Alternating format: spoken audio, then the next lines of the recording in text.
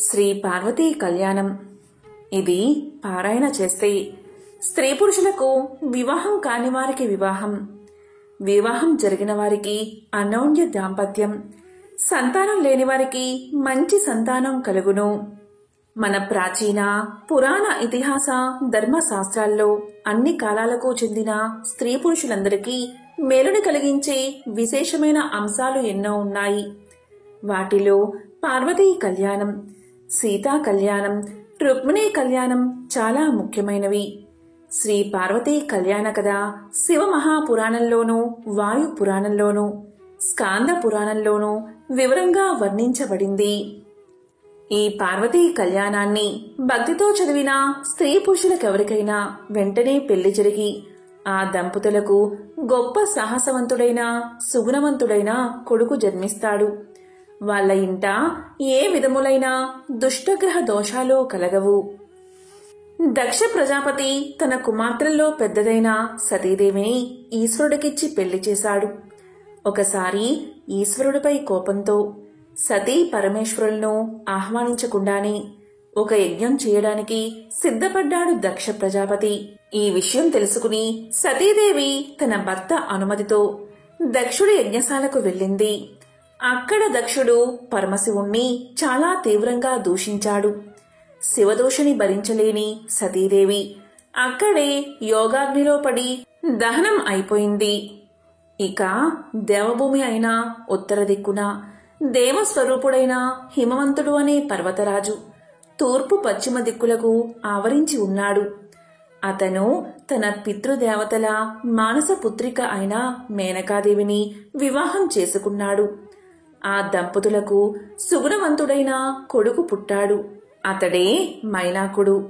ఇక యోగాగ్నిలో దగ్ధమైన సతీదేవి పరమశివుణ్ణి ధ్యానిస్తూ మేనకాదేవి గర్భంలో ప్రవేశించి మేనకా హిమవంతుల కుమార్తెగా జన్మించింది. ఆమె గౌరవర్ణంలో ఉండడం వల్ల ఆమెకు గౌరి అనే పేరు పెట్టారు. పర్వతరాజు పుత్రిక అయినందున ఆమెను అందరూ పార్వతి అని పిలిచేవారు. పార్వతి శుక్లపక్ష చంద్రుడిలా దినదిన ప్రవర్ధమానురాలయింది. కాలానుగుణంగా ఆమె యవ్వనవతి అయినది. పరమశివుడు సతీదేవి వియోగాన్ని భరించలేక హిమాలయాల్లో తీవ్రమైన తపస్సు చేయడం ప్రారంభించాడు. ఈ విషయం తెలుసుకున్న హిమవంతుడు తన పరివారంతో పాటుగా తన కుమార్తెను వెంటబెట్టుకుని ఈశ్వరుడు తపస్సు చేసే ప్రదేశానికి వెళ్లి ఆయనకు పరిచర్యలు చెయ్యమని స్వయంగా తన కుమార్తె అయిన పార్వతిని నియమించాడు. ఇక పార్వతీదేవి స్వయంగా భక్తితో పువ్వులు, సమిదలు, దర్పలు ఈశ్వరుడికి సమకూర్చి పెడుతూ ఆయన తపస్సుకి భంగం కలగకుండా పరిచర్యలు చేస్తున్నది. తారకాసురుడు అనే రాక్షసుడు ఉండేవాడు. అతను పెడుతున్న బాధలను భరించలేక దేవతలందరూ దేవేంద్రుడితో కలిసి బ్రహ్మదేవుణ్ణి చేరుకున్నారు. బ్రహ్మ ప్రత్యక్షమై దీనంగా ఉన్న దేవతలను చూశాడు. అప్పుడు దేవతలంతా బ్రహ్మను గొప్పగా స్తుతించారు. బ్రహ్మదేవా, సృష్టికి ముందు ఒక్కడవే అయిన నీవు సత్వ, రజ, తమో గుణాలను మూడిటిని విభజించి భేద స్వరూపుడవైన నీకు నమస్కారం. నీవు జలములందుంచిన వీర్యం వల్ల చరాచరాత్మకమైన విశ్వం ఆవిర్భవించింది. అందుచేతనే నిన్ను ప్రపంచానికి కారకుడవని చెబుతున్నారు. నీవే బ్రహ్మ, విష్ణు, మహేశ్వరులను సృష్టించి సృష్టి, స్థితి, సంహారాలకు కారణుడు అయ్యావు. స్త్రీ పురుషులను సృష్టించాలనే కోరికతో నీ దేహ భాగాలే తల్లిదండ్రులని చెబుతున్నారు. ఓ బ్రహ్మదేవా, నిన్ను నీవే సృష్టించుకున్నావు. నిన్ను నీవే తెలుసుకుంటున్నావు. నీలో నీవే లయమవుతున్నావు. ఇతరులు అపేక్ష నీకు కొంచెం కూడా లేదు. నీవు ద్రవ్య స్వరూపుడివి, కఠిన స్వరూపుడివి. స్థూలము, సూక్ష్మము, కార్యము, కారణము అణువుల్లో అణువుగా మహత్తులకు మహత్తుగా ఉంటున్నావు. ముందుగా ఓంకారాన్ని కలిగి ఉదాత్తానుదాత స్వరాలను కలిగి యజ్ఞము పనిగా స్వర్గము ఫలితంగా కలిగిన వేదాలకు నీవే కారణమవుతున్నావు. భోగ మోక్షాల రూపమైన నిన్ను ప్రకృతికి సాక్షి అయిన పరమాత్మవు అని చెబుతారు. నీవు పితృదేవతలకే తండ్రివి. దేవతలకు దేవుడవు, పరమున కంటే పరమైన వాడవు, నీవే హవ్యము, నీవే హోతవు, నీవే యజమానివి, భోజ్యము భోక్త భుజింప చేసేవాడవు నీవే, నీకంటే రెండవది లేదు.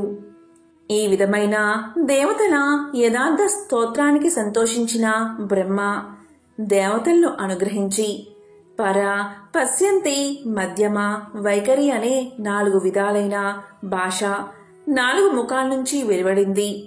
దేవతల యోగక్షేమాలను అడిగాడు బ్రహ్మ. వాళ్ల ముఖాలు కాంతి విహీనమై ఉండడానికి కారణాన్ని తెలుసుకున్నాడు. తారకాసుడి వల్ల తాము పడుతున్న బాధలను వివరించి వాణ్ణి సంహరించమని దేవతలు బ్రహ్మను ప్రార్థించాడు. అప్పుడు బ్రహ్మ ఇలా చెప్పాడు, మీ కోరిక తప్పకుండా నెరవేరుతుంది. కానీ నేను వాణ్ణి సంహరించలేను. వాణ్ణి నేనే వృద్ధి పొందించాను. వృషవృక్షాన్నైనా తానే పెంచి తానే నరకడం తగింది కాదు కదా. వాణ్ణి చంపడానికి ఈశ్వర రేతస్సు నుంచి పుట్టినవాడే సమర్థుడు అవుతాడు కాని మరెవరికీ సాధ్యం కాదు. ఈశ్వరుడి రేతస్సును పార్వతి మాత్రమే భరించగలదు.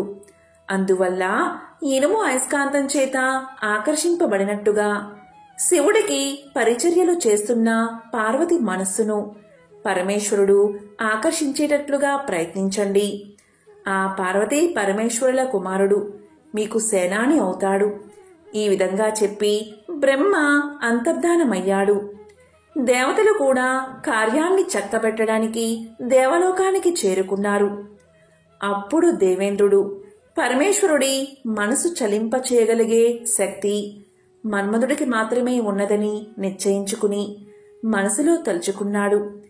వెంటనే మన్మధుడు స్త్రీల కనుబొమ్మల వంటి అందమైన ధనస్సును భుజంపై ధరించి లేత మామిడి మొగ్గను బాణంగా పట్టుకుని వసంతునితో కలిసి ఇంద్రుడి ఎదుటకు వచ్చాడు.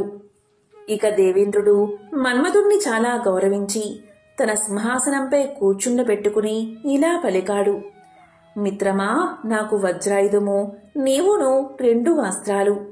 వజ్రాయుధం తపస్సాలుల విషయంలో మందమైనది. నీవనే అస్త్రం సర్వకార్యాల్లోనూ సమర్థమైనది, కార్యసాధనమైనది. నీ బలం నాకు తెలుసు. కాబట్టి నాతో సమానుడువైన నిన్ను దేవకార్య సాధనకై వినియోగిస్తున్నాను. తపస్సులో నిమగ్నుడై ఉన్న పరమేశ్వరుణ్ణి పార్వతీదేవి సేవిస్తుంది. దేవతలను బాగా బాధించి తారకాసురుణ్ణి చంపగల శక్తి ఈశ్వర రేతస్సు నుంచి పుట్టిన వాడికే ఉంది. అందువల్ల ఈశ్వరుడి మనస్సు పార్వతీదేవిని ఆకర్షించేటట్లుగా నీ బాణాన్ని ప్రయోగించు. ఈ పనిలో నీకు వసంతుడు సహాయం చేస్తాడు. ఈ పని పార్వతీదేవి వలన కావలసిందే అయినప్పటికీ, బీజమే అంకురమును కారణమైనప్పటికీ ఉత్పత్తి కంటే ముందు నీరు ప్రధానమవుతుంది. నీవీ పనికి ప్రధానుడువు. నీ బాణప్రయోగం లేకుండా పరమశివుడికి పార్వతిని చూడాలనే ఆసక్తి కలగదు. దీనివల్ల నీకు కలిగే కీర్తి గురించి నేను చెప్పక్కర్లేదు. ఎందుకంటే యాచించేవాళ్లు దేవతలు, పని 3 లోకాల వాళ్ళది. పని నీ బాణం చేత మాత్రమే సిద్ధిస్తుంది. నీ పరాక్రమం విచిత్రమైనది. ఈ విధములైన దేవేంద్రుడి ఆజ్ఞాపూర్వకములైన మాటలు విని మన్మధుడు తన భార్య అయిన రతీదేవి, స్నేహితుడైన వసంతునితో కలిసి శివుడి తపోభూమికి చేరుకున్నాడు.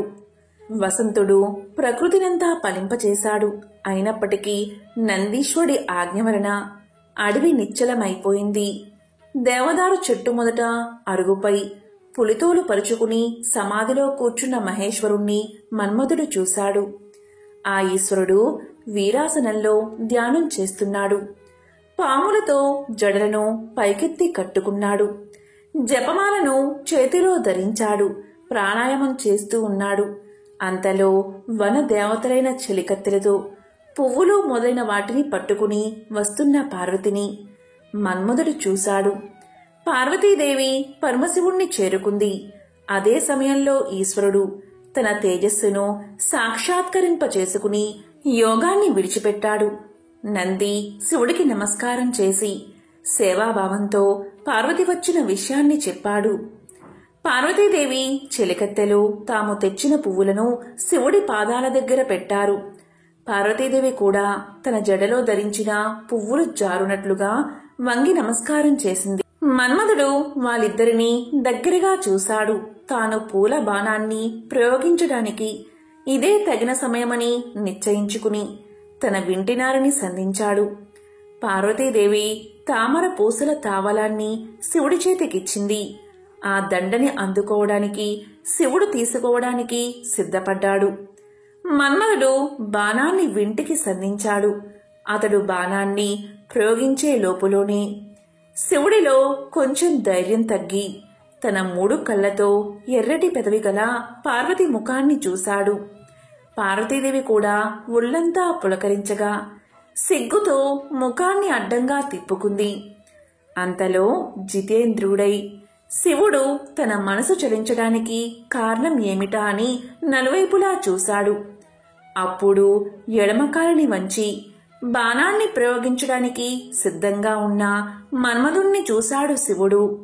వెంటనే శివుడి 3వ కంటి నుంచి అగ్నిజ్వాలలు బయటికి వచ్చాయి. ఆ జ్వాలలు దేవతలు వారించే లోపులోనే మన్మధుణ్ణి దహించి వేశాయి. తన భర్త కాలిపోవడాన్ని చూసి రతీదేవి మూర్ఛపోయింది. తన తపస్సుకు అడ్డుపడిన పార్వతి నుంచి దూరంగా వెళ్లిపోవాలని ప్రమదగణాలతో పాటుగా అంతర్ధానం చెందాడు మహేశ్వరుడు. పార్వతి తనకు చెలికత్తెల ఎదుట అవమానం జరిగిందని భావించి తన తండ్రి ఇంటికి వెళ్లిపోయింది. తన కళ్ళ ఎదుటనే మన్మధుడు కాలిపోవడం చూసిన పార్వతి శివుడిచే తన కోరిక నెరవేరకపోవడాన్ని తలుచుకుని తన రూపాన్ని తానే నిందించుకుంది. ప్రియుడు గుర్తించని అందం వ్యర్థమైనది కదా అని నిరాశపడింది. ఏ విధమైన దోషం లేని అందమైన శరీరాన్ని పొందడానికి తపస్సు చెయ్యాలని నిశ్చయించుకుంది. సగము శరీరాన్ని ఇచ్చే భర్తను పొందడానికి తపస్సు మాత్రమే సాధనము అనుకుంది. తన కూతురి నిశ్చయాన్ని తెలుసుకున్న మేనాదేవి ఉమా అని పలికింది. అందుచేతనే పార్వతిని ఉమాదేవి అని పిలుస్తారు. తల్లి, దిరిసిన పువ్వు వలె అతి కోమలమైన నీ శరీరం రాతి వంటి మిక్కిలి కఠినమైన తపస్సును భరించలేదు.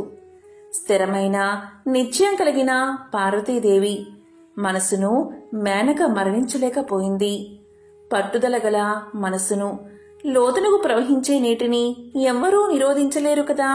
నిశ్చల చిత్తురాలైన పార్వతీదేవి తండ్రి హిమవంతుణ్ణి తన కోరిక నెరవేరే వరకు తాను తపస్సు చేసుకోవడానికి అనుమతి ఇమ్మని చెలికత్తెల చేత అడిగించింది. ఇక హిమవంతుడు తన కుమార్తె పట్టుదలకు ఎంతగానో సంతోషించి ఆమె తపస్సు చేసుకోవడానికి అంగీకరిస్తూ ఒక విశాలమైన శిఖరం మీద ఆమె తపస్సు చేయడానికి తగిన ఏర్పాట్లు చేశాడు. అప్పుడు పార్వతీదేవి తపస్సు చేసిన శిఖరమే నేడు గౌరీ శిఖరంగా పేరు పొందింది. పార్వతి తపస్సు ప్రారంభించడానికి ముందు తన అలంకారాలంటిని విడిచిపెట్టేసింది. సూర్యకాంతి గల నారచీర కట్టుకుంది. ఆమె ముఖం తలదువ్వి పువ్వులతో అలంకరించినప్పుడు ఎంత అందంగా ఉండేదో, తపస్వినిగా జడలు కట్టినప్పుడు కూడా అంతే అందంగా ప్రకాశిస్తుంది. తపో నియమాన్ని అనుసరించి పార్వతి ముంజత్రాటిని 3 పేటలుగా ధరించింది. దానిచేత ఆమె కటిభాగం కందిపోయి ఎర్రగా అయిపోయింది. ఆ దేవి పెదవులకు లత్తుక పూయుటకు ఒంటికి మంచి గంధాన్ని పూసుకోవడానికి ఉపయోగించే చేతులు ఇప్పుడు దర్బలు కోయడానికి జపమాలను తిప్పడానికి ఉపయోగిస్తుంది. శ్రేష్టమైన మెత్తని పక్కపై పడుకునే పార్వతి తన చేతినే దిండుగా చేసుకుని రాతిపై పడుకుంటుంది. వ్రత నియమంలో ఉన్న గౌరీదేవి తన విలాస చేష్టలను తీగలయందును చంచల దృష్టి ఆడలేళ్లయందు మాత్రమే నిలిపి ఉంచింది. ఆ పార్వతి తన ఆశ్రమంలో ఉన్న చిన్న చెట్లకు నీళ్లు పోస్తూ తన కుమారునకు పాలు పడుతున్నట్లుగా ప్రేమను చూపిస్తుంది. నివ్వెర ధ్యానం చేత పార్వతి లేళ్లను లాలిస్తూ ఉండగా అవి ఆమెపై చనువుతో తిరుగుతున్నాయి. స్నానము, హోమము, నారచీర ధారణము, స్తుతి పాఠం కలిగిన గౌరీదేవిని చూడడానికి ఒకనాడు మునులు వచ్చారు. ధర్మంచేత పెద్దవాళ్ల విషయంలో వయసును ఎంచరు కదా. పార్వతి తపోభూమిలో పరస్పర వైరం గల జంతువులు తమ విరోధాన్ని విడిచిపెట్టడం చేతను చెట్లు కోరిన పళ్లను ఇవ్వడం చేతను, కొత్త పర్ణశాలల్లో అగ్నిహోత్రము చేయబడ్డం చేతను ఆ ప్రదేశం చాలా పవిత్రంగా ఉంది. ఆమె చేస్తున్న తపస్సు వల్ల ఫలితం సిద్ధించదని గ్రహించిన పార్వతి తన కోమలమైన శరీరాన్ని లెక్క చెయ్యక కఠినమైన తపస్సు చేయడానికి సిద్ధపడింది. ఆ దేవి గ్రీష్మకాలంలో 4 దిక్కుల్లోనూ ఉన్న అగ్నులతో పాటుగా 5వ అగ్నిగా సూర్యుడి తేజస్సు చేత వెలుగుతూ పంచాగ్ని తపస్సు చేసింది. ఆ విధంగా తపించబడిన పార్వతి ఆయాచితంగా లభించిన నీళ్లను చంద్రకిరణాలు మాత్రమే ఆహారంగా స్వీకరిస్తూ తపస్సు చేసింది. పంచాగ్ని మధ్యలో తపించిన ఆమె శరీరంపై తొలకరి జల్లులు పడ్డం చేత కొంత ఉపశమనం కలిగింది. మొదటి వర్షపు నీటి బిందువులు ముందుగా ఆమె కనురెప్పలపై పడి పెదవి మీదకు జారి క్రమంగా నాభిలోకి ప్రవేశించింది. క్రమంగా జడివాన కురిసినప్పుడా పార్వతి రాతి మీద పడుకోగా ఆమె తపస్సుకు సాక్ష్యం వలె మెరుపులు మెరిశాయి. పుష్యమాస రాత్రులలో మంచు పడుతూ ఉండగా చల్లని నీటిలో నిలిచి చక్రవాక పక్షులను చూస్తూ ఉంది. లోకంలో ఎండిపోయిన రాలిన ఆకులను తినడం గొప్ప తపస్సు అని చెబుతారు. కానీ పార్వతి అలా ఎండిరాలిన ఆకులను కూడా తినకుండా తపస్సు చేయడం వల్ల ఆమెను పురాణాలు తెలిసిన వాళ్ళు అపర్ణ అని పిలిచారు. తామర తోడువలే మృదువైన ఆమె శరీరం ఈ విధంగా ఎండకు ఎండి వానలో తడిసి చలికి వణికి మహామునుల తపస్సులను అతిక్రమించింది. ఒకనాడు నల్లలేడి చర్మాన్ని మోదుగ దండాన్ని ధరించి నేర్పుతో మాట్లాడగలిగి బ్రహ్మ తేజస్సు చేత ప్రకాశిస్తూ మూర్తిభవించిన బ్రహ్మచర్యాశ్రమం వలె ఉన్న ఒక బ్రహ్మచారి పార్వతీదేవి తపోవనానికి వచ్చాడు. పార్వతీదేవి ఆయనకు ఎదురు వెళ్లి గౌరవంగా సపర్యలను చేసి ఆశ్రమానికి తీసుకువచ్చింది. చిత్త స్థైర్యము కలవాళ్లు సమానులైనప్పటికీ ఇతరులపై అధికమైన గౌరవాన్ని చూపిస్తారు. విధిపూర్వకంగా పార్వతి చేసిన పూజా సత్కారాలు పొంది కొంతసేపు మార్గాయాసము తీర్చుకునే వానివలే నటించి ఉమాదేవిని ఏ విధమైన మనోవికారము లేకుండా చూస్తూ క్రమ పద్ధతిలో మాట్లాడడానికి పూనుకున్నాడు.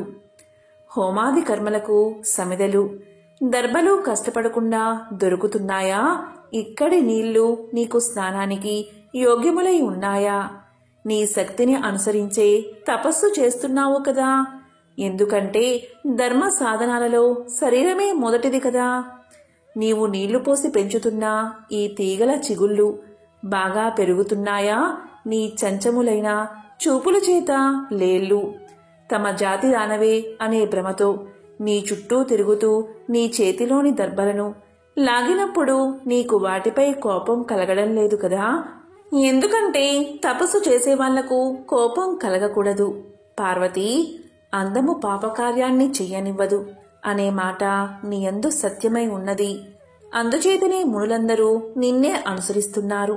నీ తండ్రి అయిన హిమవంతుడు నిన్ను కుమార్తెగా పొందడం వల్ల పవిత్రుడైనట్లుగా మరి ఇతరములైన వాటి చేత పవిత్రుడు కావడం లేదు. నీవు త్రివర్గాలలో ధర్మాన్ని మాత్రమే అనుసరించడం వల్ల నేను ధర్మమే త్రివర్గాలలో గొప్పదని తెలుసుకుంటున్నాను. 7 మాటల చేత స్నేహం ఏర్పడుతుందని విద్వాంసులు చెబుతున్నారు. కాబట్టి సుందరి, నన్ను పరాయివాణ్ణిగా భావించకు. బ్రాహ్మణులకు సహజమైన స్వభావం చేతను నీతో ఏర్పడిన స్నేహం చేతను గొప్ప సహనగుణం కల నిన్ను ఒకటి అడగాలి అనుకుంటున్నాను. రహస్యం కానిదైతే సమాధానం చెప్పు. మొదట బ్రహ్మ అయిన హిరణ్య గర్భుని వంశంలో పుట్టినదానివి. 3 లోకాల సౌందర్యము రాశిగా పోసి సృష్టించబడిన అందగత్తెవు. ఐశ్వర్య సుఖం కోసం నీవు వెదకక్కర్లేదు. కొత్త యవ్వన వయసులో ఉన్నదానివి. ఇంతకంటే తపస్సుకి ఫలితమేమిటో చెప్పు. సాధారణంగా స్త్రీలు భరించలేని అవమానాన్ని పొందినప్పుడే ఈ విధమైన తపస్సుకు పూనుకుంటారు. అటువంటిది నీకు ఎన్నడూ జరగదు. ఎందుకంటే ఇతరులెవరికీ లభించని విచారం లేని రూప సౌందర్యం కలదానివి. నీ తల్లిదండ్రుల వల్ల నీకెటువంటి అవమానమూ కలగదు. ఇంకా ఇతరుల వల్ల ఏ విధంగానూ అవమానం జరగదు. పాము పడగపై ఉన్న మణిని పొందడానికి ఎవ్వడూ సాహసించడు కదా. యవ్వనంలో ధరించవలసిన ఆభరణాలు విడిచిపెట్టి ముసలితనంలో ధరించవలసిన నారబట్టలను ఎందుకు ధరించావో చెప్పు. చంద్రుడు నక్షత్రాలతో కూడిన రాత్రి సమయంలో సూర్యోదయానికి అర్హమవుతుందేమో చెప్పు. స్వర్గాన్ని కోరి తపస్సు చేస్తున్న దానవైతే నీ శ్రమ వ్యర్థమే. ఎందుకంటే నీ తండ్రి నివాస భూములే దేవతా విహార స్థలాలు. లేదా వరుడి గురించి తపస్సు చేస్తున్న దానవైతే ఇంక తపస్సు చాలించు. రత్నాన్ని ధరించే వాళ్లే వెతుక్కుంటారు కాని రత్నం తనను ధరించే వాళ్ల కోసం వెతకదు కదా. నీ వేడి నిట్టూర్పు వలన నీవు వరుడి కోసమే తపస్సు చేస్తున్నట్లుగా నా మనసులో సందేహం కలుగుతుంది. నీవు వరించదగిన వాడే ఉండడు. అయినా నీవు వరించినప్పటికీ లభించిన వాడెవడుంటాడు? ఆహా, నిన్ను ఇంతగా కష్టపెడుతున్నా ఆ యువకుడెవడో కాని తన సౌందర్య గర్వంతో మోసపోయాడని నేను భావిస్తున్నాను. ఇటువంటి స్థితిలో నిన్ను చూసిన మనస్సువాడికెవడికైనా మనసు మండుతుంది. ఓ గౌరీ, ఎంతకాలం నీవిలా కష్టపడతావు? ఇంక నీ తపస్సు చాలించు. నేను కూడా తపస్సు చేసిన వాడినే. కావాలంటే నా తపస్సులో సగభాగం నీకు ఇస్తాను. దానివల్ల నీవు కోరిన ప్రియుణ్ణి పొందవచ్చు. అతడెవడో నాకు చెప్పు అని ఈ విధంగా బ్రహ్మచారి అయిన బ్రాహ్మణుడు అడగ్గా సిగ్గుతో తాను చెప్పలేక పక్కనున్న తన చెలికత్తె వైపు క్రీగండితో సైగ చేసింది పార్వతి. అప్పుడా పార్వతీ చెలికత్తె బ్రహ్మచారితో ఇలా చెప్పింది. ఓ విద్వాంసుడా, మా పార్వతి గురించి తెలుసుకోవాలని నీకు కుతూహలంగా ఉన్నది. చెబుతాను విను. ఈమెను దేవేంద్రుడు మొదలైన సంపన్నులైన నలు దిక్పాలకులు పెళ్లి చేసుకోవడానికి సిద్ధపడినప్పటికీ వాళ్ళని తిరస్కరించి రూపం చేత జయింప సత్యం కానివాడు, మన్మధుణ్ణి జయించినవాడు అయిన పరమేశ్వరుణ్ణి భర్తగా పొందాలని తపస్సు ఆచరిస్తుంది. పూర్వం మన్మధుడు ప్రయోగించిన బాణాన్ని ఈశ్వరుడు హుంకారంతో కోపించగా అది వెనక్కి వచ్చి ఈ పార్వతి గుండెలో గాఢంగా నాటుకుంది. అప్పట్నుంచి తండ్రి ఇంట మదనావస్థను పొందిన పార్వతి నుదుటిపై చందనాన్ని పూసుకున్నప్పటికీ ఒక్కనాడు కూడా ఉపశమనాన్ని పొందలేదు. మంచుతో గడ్డపడిన రాతి పలకపై పడుకోగా ఈమె శరీరపు వేడికి ఆ మంచు పలక కరిగిపోయింది కాని ఈమెకు చల్లదనం కలగలేదు.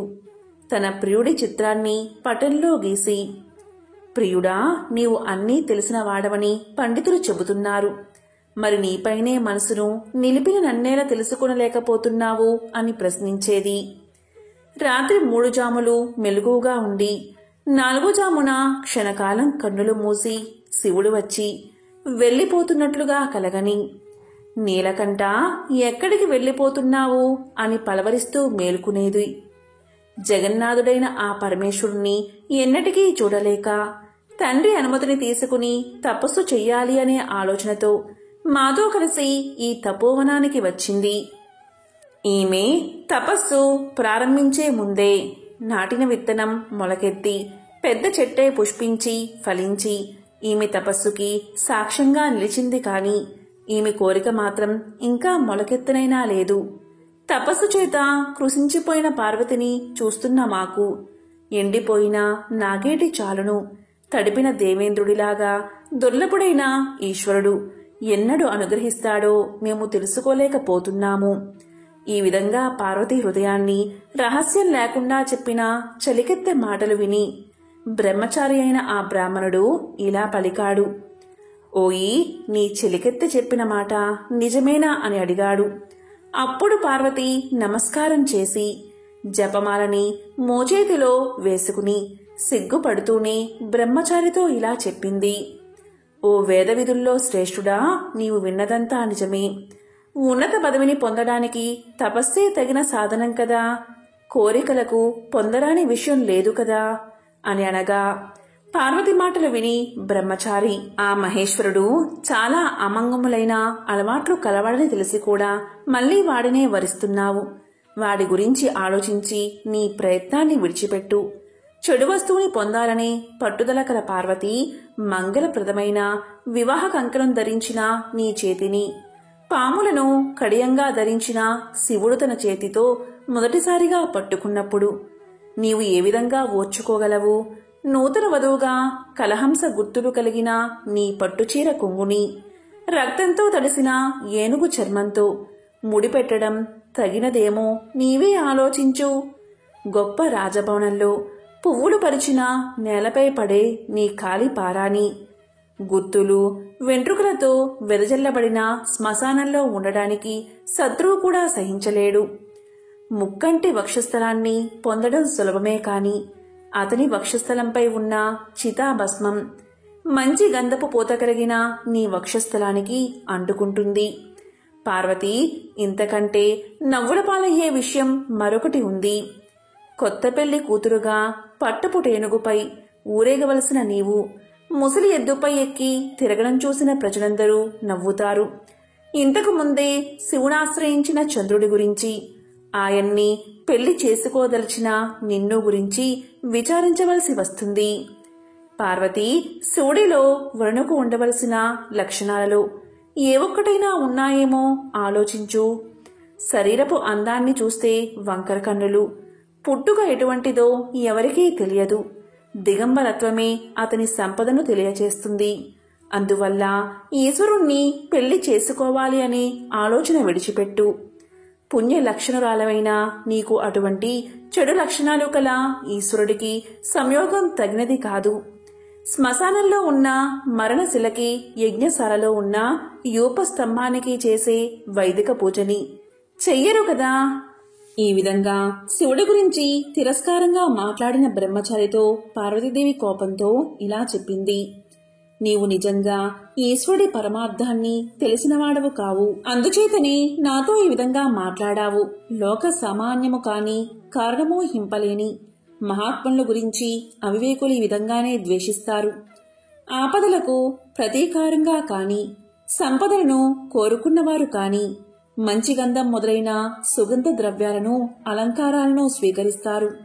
ఏ విధమైన కోరికలు లేని ఈశ్వరుడికి వీటితో పనిలేదు. ఈశ్వరుడు దరిద్రుడైనప్పటికీ సంపదలంటికి కారణమవుతున్నాడు. శ్మశాన నివాసి అయినప్పటికీ 3 లోకాలకు అధిపతి అవుతున్నాడు. భయంకర రూపం కలిగినప్పటికీ సౌమ్యుడు అని చెబుతున్నారు. శివుడి నిజతత్వాన్ని ఎవ్వరూ ఎరుగరు. శివుడు ఆభరణాలను ధరిస్తాడు, పాములను ధరిస్తాడు, ఏనుగు చర్మాన్ని ధరిస్తాడు, పట్టు బట్టలను ధరిస్తాడు, పునెను పట్టుకుంటాడు, బాలచంద్రుణ్ణి ధరిస్తాడు.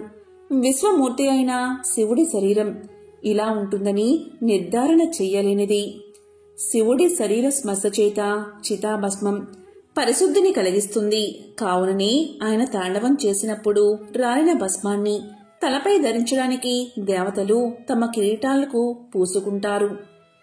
మదపుటేనుగుపై ఊరేగుతూ వచ్చే దేవేంద్రుడు ఎద్దుపై ఎక్కివచ్చే శివుణ్ణి చూసి ఏనుగు దిగి శివుడి పాదాలకు తన శిరస్సుతో నమస్కారం చేస్తున్నాడు. ఓయి బ్రాహ్మణుడా, నష్ట స్వభావం చేత శివుడిలో అన్ని దోషాలనే చెప్పబోయి ఒక్కటి మాత్రమే నిజం చెప్పావు. స్వయంభువుడైన బ్రహ్మ పుట్టుకకు కారకుడైన పరమశివుని పుట్టుకను తెలుసుకోవడం ఎవ్వరికీ సాధ్యం కాదు. ఇంక నీతో వాదం చాలును. ఆ పరమశివుడు నీవి చెప్పినట్లే ఉండును కాక నా మనస్సు అతనిపైనే లగ్నం అవుతుంది. స్వేచ్ఛగా సంచరించే వాళ్ళు ఇతరుల మాటలు వినరు. చెలులారా, ఇతడు ఇంకా ఏదో మాట్లాడడానికి వాడి పెదాలు కదుపుతున్నాడు. మహాత్ములను దూషించిన వాళ్లే కాక ఆ దూషణలను విన్నవాళ్లు కూడా పాపాత్ములే అవుతారు. ఇతన్ని నివారించండి, లేదా నేనే ఇక్కడ్నుంచి వెళ్లిపోతాను అని చెప్పి పార్వతి అక్కడ్నుంచి లేచినప్పుడు ఆమె పమిట జారింది. అప్పుడా ఈశ్వరుడు నిజరూపంతో ఆమె పమిట కొంగును పట్టుకున్నాడు. ఆమె వెనుక్కు తిరిగి చూసి ఒళ్లంతా చెమటతో తడవగా వణుకుతున్నదై ముందుకు వెళ్లడానికి ఎత్తిన కాలిని ఎత్తినట్లే ఉంది. ప్రవాహానికి కొండ అడ్డుపడిన నదిలా పర్వతపుత్రిక ముందుకు వెళ్లడానికి ఎత్తిన కాలిని ఎత్తినట్లే ఉంచి ముందుకు వెళ్లలేక అక్కడ నిలవలేక బొమ్మలా ఉండిపోయింది. అప్పుడా ఈశ్వరుడు, సుందరాంగి, నీ తపస్సు చేత నన్ను నీవు కొన్నావు. నేటి నుంచి నేను నీ పాద సేవకుడను అని చెప్పాడు. ఆ మాటలు విని పార్వతి తాను తపస్సు వల్ల పొందిన కష్టాన్ని మరిచిపోయింది. కష్టం ఫలించగానే తిరిగి కొత్త శక్తి పొందింది. తన తండ్రి కన్యాదానం చేయగా తన్ను భార్యగా స్వీకరించమని పార్వతి తన చెలికత్త చేత శివుడుకు చెప్పించింది. ఇక పార్వతి మాటలకు శివుడు అంగీకరించి సప్త మహర్షులను స్మరించాడు. తపస్సు చేత తేజోవంతులైన సప్త మహర్షులు అరుంధతీ దేవితో కలిసి నలువైపులా ప్రకాశింపచేస్తూ శివుడి దగ్గరకు వచ్చారు. ఆ మహర్షులు ముత్యాల జంధ్యాలను ధరించి బంగారపు నార వస్త్రాలు కట్టుకుని రత్నాల జపమాలను చేతిలో పట్టుకుని విరాజిల్లుతున్నారు. సూర్యుడు తన గుర్రాలను కిందకు దింపి తన రథానికి ఉన్న జెండాను వంచి సప్త మహర్షులకు అరుంధతికి నమస్కారం చేశాడు. ప్రళయకాలంలో లోకాలన్నీ నశించినప్పుడు శ్రీ మహావిష్ణువు ఆది వరహ రూపంలో భూదేవితో పాటుగా ఈ మహర్షులను కూడా తన కోరలతో పైకెత్తి పట్టుకున్నాడు. అటువంటి మహర్షుల మధ్యన తన భర్తనే చూస్తూ వస్తున్న అరుంధతీదేవి ఆ ఋషులు తపఫలాన్ని సిద్ధింపచేసే దేవతలా ప్రకాశిస్తుంది. శివుడు ఆ మహర్షులందరినీ సమాన భావనతోనే గౌరవించాడు. పరమశివునకు అరుంధతిని చూడగాని తాను కూడా భార్యని పొందాలి అనే కోరిక ఎక్కువైంది. పతివ్రతలైన భార్యలే ధర్మ సాధనకు మూలమైన వాళ్ళు. శివుడుకు భార్యను పొందాలి అనే కోరిక కలగగా మన్మథుడికి ఉపశమనం కలిగింది. సాంగముగా 4 వేదాలను అధ్యయనం చేసిన ఆ మహర్షులు సంతోషంతో జగద్గురువైన పరమశివుడితో ఇలా చెప్పారు. మేము వేదాలను నియమపూర్వకంగా అభ్యసించినందుకు, విధి ప్రకారంగా హోమం చేసినందుకు, మేము చేసిన తపస్సుకు నేడు మాకు ఫలితం సిద్ధించింది. జగత్ప్రభువైన నీవు మమ్మల్ని స్మరించడం వల్ల మా కోరిక సిద్ధించింది. నిన్ను మనసులో కలిగినవాడే పూజ్యుడైనప్పుడు నీ మనసులో ఉన్నవాళ్లు పూజ్యుల్లో శ్రేష్ఠులవుతారు. నీవు స్మరించడం వల్ల మేము ఉన్నత స్థానాన్ని పొందాము. ఓ విరూపాక్ష, అంతర్యామివైన నీకు మేము ఏమి చెప్పగలం? ఓ ప్రభు, నీవు స్మరించగా వచ్చిన మేము చేయదగిన కార్యాన్ని ఆదేశించు అనగా ఈశ్వరుడు ఇలా చెప్పాడు. ఏ విధమైన కార్యమైనను నా స్వార్థం కోసం కాదని మీకు తెలుసు. నేను 8 మూతులతో ఈ స్వరూపాన్ని పొందాలని మీకు తెలిసిందే కదా. అటువంటి నేను వర్షం కోసం దేవేంద్రుణ్ణి ప్రార్థించిన చాతక పక్షిలా దేవతల శత్రువైన తారకాసురుణ్ణి సంహరించడానికి సంతానాన్ని పొందమని నన్ను ప్రార్థించారు. అందువల్ల పార్వతీదేవి యందు నేను పుత్ర సంతానాన్ని పొందాలి అనుకుంటున్నాను. మీరు హిమవంతుని దగ్గరకు వెళ్లి నాకు పార్వతినిచ్చి పెళ్లి చేయవలసిందిగా కోరండి. పెద్దలు కుదిర్చిన సంబంధములకు విరోధాలు ఉండవు. మహోన్నతుడు, స్థిరమైనవాడు, భూభారాన్ని వహిస్తున్న హిమవంతుడు చాలా పూజనీయుడు. వానితో సంబంధం నాకు శ్రేష్టమైనది. లోకంలో ఋషులు చెప్పిన మాటలే ఆచారాలు అవుతున్నాయి. కాబట్టి హిమవంతునితో ఏ విధంగా మాట్లాడాలో మీకు చెప్పక్కర్లేదు. అందువల్ల మీరు వెంటనే కార్యసిద్ధికై ఔషధీ ప్రస్థపురానికి వెళ్ళండి. మళ్లీ మనము మహోకోస తీరంలోనే కలుసుకుందాము అని చెప్పగా యోగులకు ఆదుడైన పరమేశ్వరుడే భార్యను కోరుతున్నాడని తెలుసుకున్న మహర్షులు తాము భార్యలతో కలిసి ఉన్నందుకు సిగ్గును విడిచిపెట్టారు. అప్పుడు ఆకాశ మార్గంలో ఔషధీ ప్రస్థపురానికి వెళ్లిపోయారు. పరమేశ్వరుడు కూడా తాను ముందుగా నిర్దేశించిన స్థలానికి వెళ్లిపోయాడు. మహర్షులు ఆకాశ మార్గంలో ఔషధీ ప్రస్థపురానికి వెళ్లారు. ఆ పట్టణం అలగా పట్టణం కంటే సంపన్నమై స్వర్గలోకంలా ఉంది. ద్వారపాలకులు ఆ మహర్షులను చూస్తూ ఉండగానే వాళ్ళు హిమవంతుడి మందిరానికి చేరుకున్నారు. హిమవంతుడు పూజా ద్రవ్యాలతో మహర్షులకు ఎదురు వెళ్లి స్వాగతం పలికాడు. స్వయంగా మహర్షులను సత్కరించిన తర్వాత హిమవంతుడు తానే దారి చూపుతూ అంతఃపురానికి తీసుకువెళ్లాడు. అక్కడ ఋషులను కర్రలతో చేయబడిన ఉన్నత ఆసనాలపై కూర్చోబెట్టి తానొక ఆసనంపై కూర్చుని మహర్షులతో ఇలా పలికాడు. మహర్షులారా, ఊహించని మీ దర్శనం నాకు మేఘంలేని వర్షంలాగా, కనిపించని పువ్వులు పళ్ళులాగా తోస్తుంది. మీ అనుగ్రహం వల్ల నేను మూఢుడు జ్ఞాని అయినట్లుగా, ఇనుము బంగారమైనట్లుగా, భూమి నుంచి స్వర్గానికి వెళ్ళినట్లుగా భావిస్తున్నాను. సప్తఋషులు నివసించిన ప్రాంతాన్ని తీర్థమని చెబుతారు కాబట్టి నేను ఈనాటి నుంచి ప్రాణులను పవిత్రులను చేయగలవాడని భావిస్తున్నాను. ఇదిగో నేను, ఈమె నా భార్య, ఈమె నా కూతురు. మీకు ఏ కార్యమో ఎవరి వల్ల జరగాలో ఆదేశించండి. ఈ విధంగా పలికిన హిమవంతుని మాటలు గుహలో ప్రతిధ్వనించినట్లుగా స్పష్టమయ్యాయి. అప్పుడు చెప్పవలసిన విషయాన్ని చక్కగా చెప్పడంతో నేర్పరి అయిన అంగీరసుని మాట్లాడమని ప్రేరేపించారు ఋషులు. అప్పుడు అంగీరసుడు హిమవంతునితో ఇలా చెప్పాడు: ఓ హిమవంత మహారాజా, విశ్వకర్మలకు సాక్షి అయిన మహేశ్వరుడు మా ద్వారా నీ కుమార్తెను కోరుతున్నాడు. శబ్దముతో అద్దమును వలె నీ కుమార్తెను ఆయనకు ఇవ్వడానికి యోగ్యమైనది. మంచి భర్త చేతిలో ఉంచిన కన్య మాత్రమే తండ్రికి దుఃఖాన్ని కలిగించదు.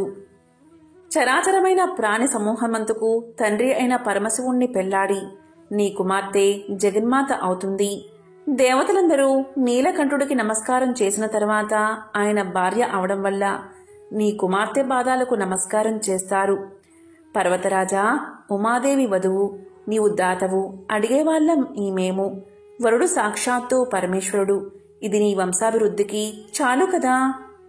ఈ విధంగా దేవర్షి చెబుతూ ఉండగా తండ్రి పక్కన తలవంచి లీలా విలాసంగా పార్వతీదేవి పద్మపు రేకులను లెక్క పెడుతూ ఉంది. హిమవంతుడు తన కోరిక నెరవేరిన వాడైనప్పటికీ మేనాదేవి వైపు చూశాడు. సాధారణంగా గృహస్థులు కుమార్తె పెళ్లి విషయంలో తమ భార్య కనులతోనే చూస్తారు. మేనకాదేవి కూడా తన భర్తకిష్టమైన ఆ కార్యమంతా తనకిష్టమే అన్నట్లుగా తల ఊపింది. అంగీరసుని మాటలకు ఇదే సమాధానమన్నట్లుగా శుభముగా అలంకరించుకున్న కుమార్తె చేతిని హిమవంతుడు పట్టుకుని, తల్లీరా, ప్రచండ రూపుడైన శివుడికి భిక్షగా నిశ్చయించబడిన దానవయ్యావు. యాచించేవాళ్లు మునులు. నాకు గృహస్థ ఫలితం సిద్ధించింది. ఈ విధంగా కుమార్తెతో చెప్పి హిమవంతుడు మహర్షులతో, ఈ త్రిలోచనుని భార్య మీకు నమస్కారం చేస్తుంది అని చెప్పాడు. మహర్షులు హిమవంతుడి మాటలకు సంతోషించి పార్వతీదేవికి వెంటనే ఫలించే ఆశీర్వచనాలు పలికారు. అరుంధతీదేవి సిగ్గుపడుతున్న పార్వతిని తన తొడలపై కూర్చోబెట్టుకుంది. కూతురిపైన ఉన్న ప్రేమ చేత మేనాదేవి దుఃఖిస్తూ ఉండగా, ఇంతకు ముందు వేరొక భార్య లేని పరమేశ్వరుడుకు నీ కుమార్తె భార్య అవుతుంది అని ఓదార్చింది అరుంధతీదేవి. హిమవంతుడు మహర్షులను పెళ్లి ముహూర్తం ఎప్పుడని అడగ్గా నేటికి 4వ రోజున అని చెప్పారు. వాళ్ళు హిమవంతుడి అనుమతిని పొంది తిరిగి పరమశివుడికి చెప్పడానికి ఆకాశ మార్గంలో వెళ్లారు. 3 రోజుల తర్వాత హిమవంతుడు శుక్లపక్షంలో లగ్నము నుంచి 7వ స్థానంలో చంద్రుడు ఉండగా బంధువులతో కలిసి కన్యాదానం చేయడానికి దీక్షని పొందాడు. పార్వతీదేవిపై అభిమానంతో పట్టణంలోని ప్రతి ఇంటిలోనూ పెళ్లి సంబంధములైన మంగళకరములైన పనులు చేస్తున్నారు. అంతఃపురము పట్టణమంతా ఒకటే అన్నట్లుగా పెళ్లి అలంకరణలు జరిగాయి. మందార పుష్పాలతో రాజమార్గాన్ని అలంకరించారు. పట్టు వస్త్రాలతో నగరమంతా జెండాలను నిలబెట్టారు.